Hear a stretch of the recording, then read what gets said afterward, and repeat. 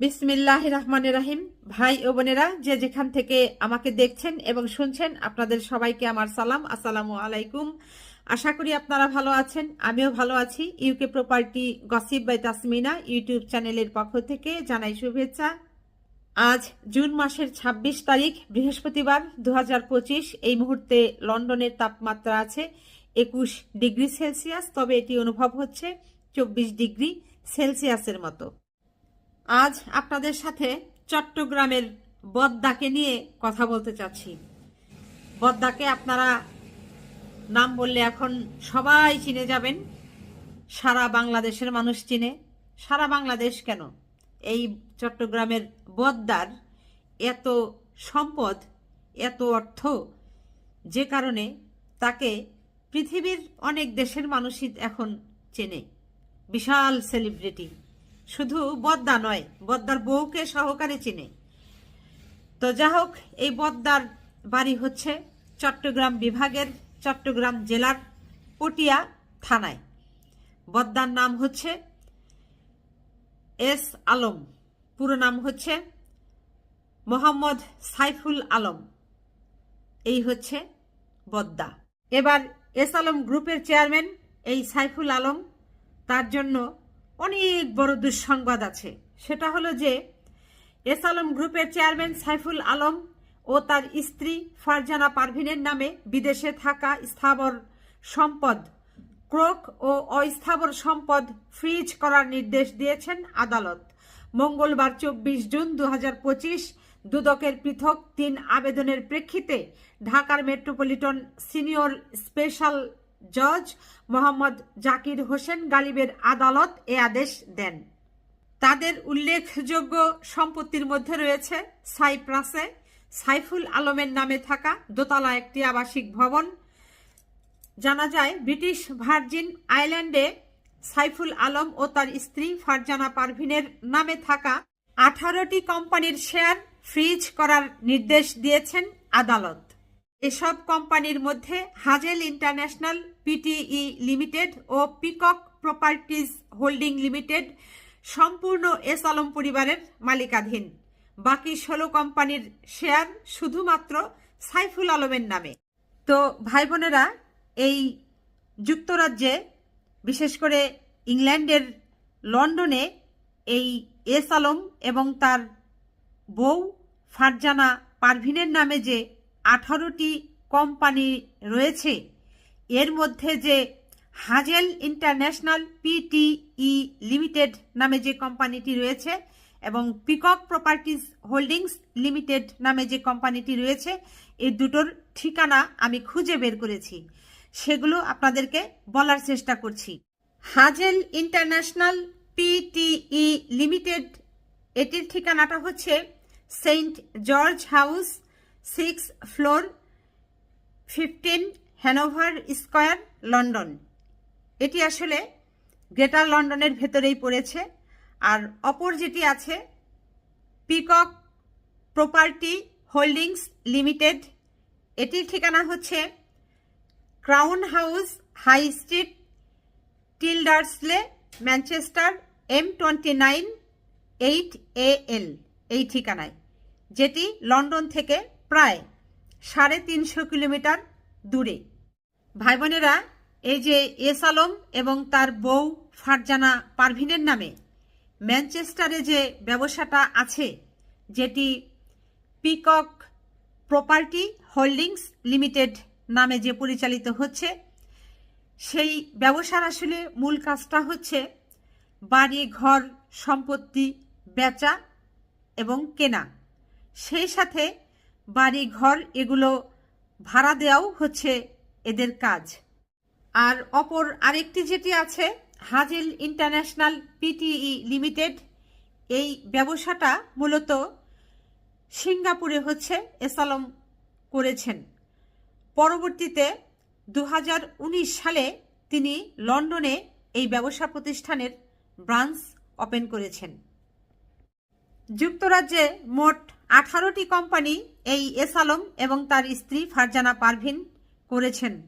দুটির কথা আমি আপনাদের এখানে বলেছি, আরও কিন্তু বাকি রয়ে গেছে 16টি। এই 16টির ভেতরে যেগুলোর নাম আমি খুঁজে পেয়েছি সেগুলো আপনাদেরকে বলার চেষ্টা করছি, জানানোর চেষ্টা করছি। 1 নম্বরে আছে হচ্ছে Canali logistics Private Limited, Golden Trail International Private Limited, Hamilton International Private Limited, Linear International Private Limited, Livona Private Limited, LU সুই International Private Limited, Marico International Private Limited, পিউস ডেল International Private Limited, Kingshu International Private Limited, Springfield International Private Limited, Travoli trading Private Limited, Wave Pack International Private Limited এবং জেনিটা international Private limited.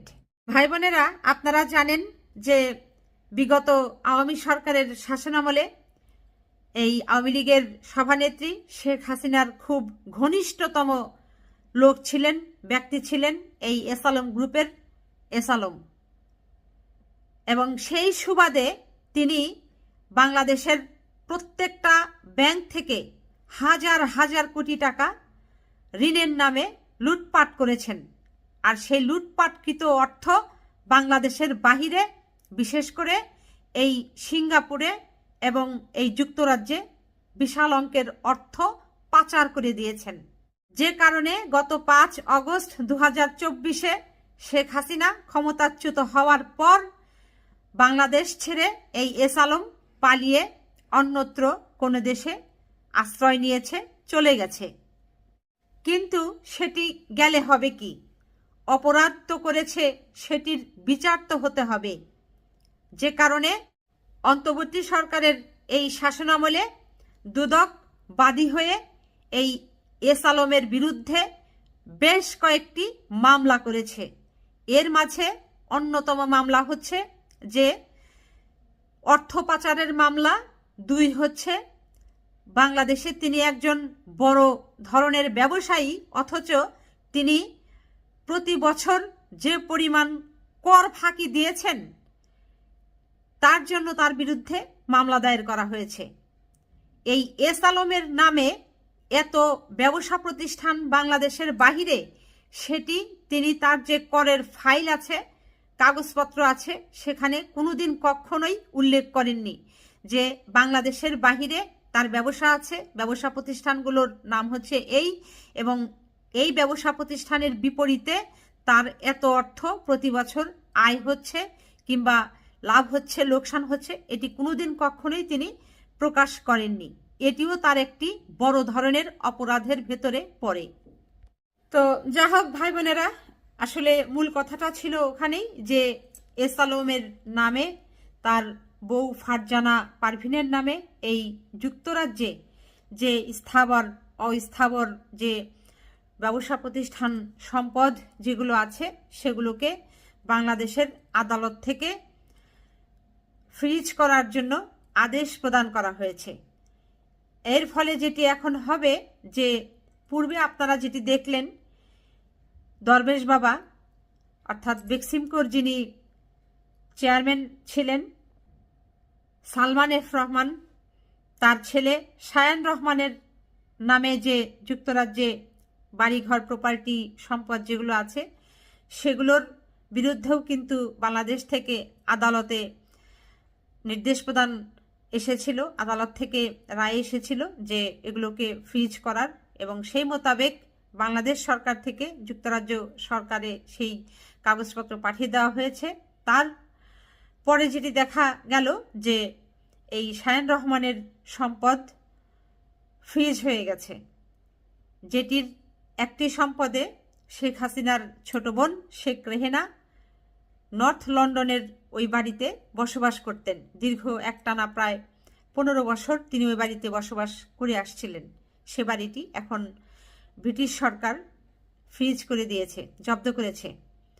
তো এখন এই যে পুনরায় আবার এস আলম গ্রুপের নামেও যে যুক্তরাজ্যে সম্পদ যেগুলো আছে এগুলোর আদালত থেকে অলরেডি নির্দেশ দেওয়া হয়েছে জব্দের।